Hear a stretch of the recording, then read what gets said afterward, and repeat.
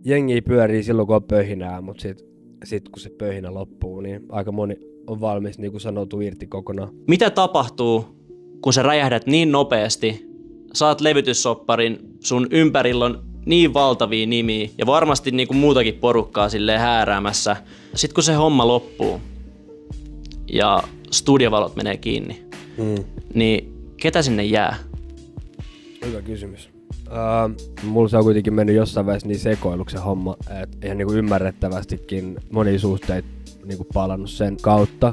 Niin sen jälkeen oli paljon frendejä musiikkipiireissä, jotka ei halunnut enää olla tekemisissä mun kanssa sen takia, että mä olin niinku huono luuki ja ehkä eräs frendi, joka oli A-etar, sanoi, että silleen riski niinku sainata. Että hyvää musaa, mutta että tuolla julkisuuskuvalla niin ei pääse mihinkään. Ja se on sellainen asia, mitä vastaan totta kai niin kuin vieläkin pitää vähän käydä sillä kamppailuun. Ja jos joku feidaa sut sen takia, että sä käyt joku mental health crisis läpi, niin en mä tiedä, oliko ne hirveän hyviä frendejä alun alkaenkaan. Että ne, ketkä jäi, niin ne oli silleen niin kuin oikeat frendejä ja piti selkää. Ja siitä tajus myös sen, että kuinka paljon sitä on sitä jengiä pyörii silloin, kun on pöhinää, mutta sit kun se pöhinä loppuu, niin aika moni on valmis niin kuin sanoutuu irti kokonaan.